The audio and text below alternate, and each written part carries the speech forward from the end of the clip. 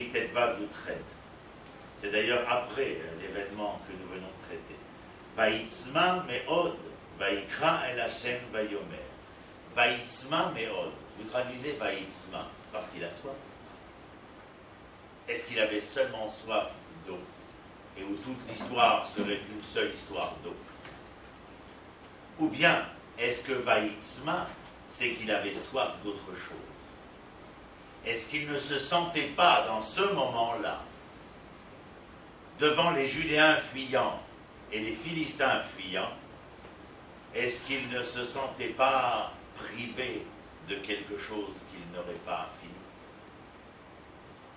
Son devoir de Nazir Elohim était d'être Maké Bepatish, c'est-à-dire de terminer le labeur pour apporter la libération au peuple d'Israël. Il ne pouvait rester de cette manière-là. Vaïkra el Hashem vayomer. Il interpella l'Éternel et lui dit: Atan atata beyad avdecha. Tu as donné entre les mains de ton serviteur et ta tchoua, la délivrance, cette grande délivrance. Et maintenant je viendrai à mourir assoiffé. Vous savez pourquoi nous avons besoin d'eau? Pas pour assouvir notre soif simplement, mais parce que l'eau maïm, qui est d'ailleurs un pluriel, c'est-à-dire une polysémie en français, est porteur de nombre de significations.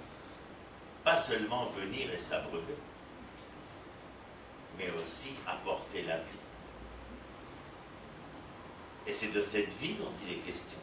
Est-ce que je serai privé, je viendrai à mourir en restant assoiffé?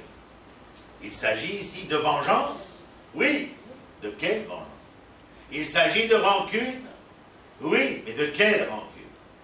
Car nos sages nous enseignent. Tu ne devras pas te venger ni garder rancune. Et Rabbi Menachem Zamba, dans le ghetto de Varsovie, en février 1943, donne par écrit le droit à la révolte du ghetto de pouvoir se poursuivre.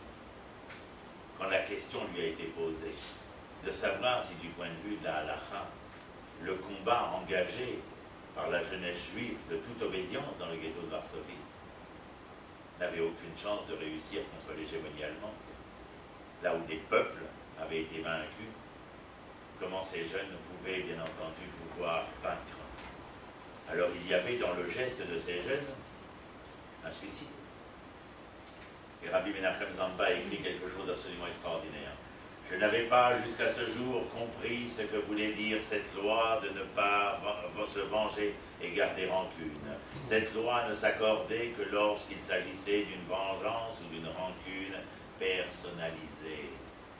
Et lorsque la vengeance était la vengeance au nom d'Israël, lorsque cette vengeance n'était là que pour venger le nom profané d'Israël et racheter l'honneur d'Israël, alors il n'y avait pas ici d'interdiction de vengeance.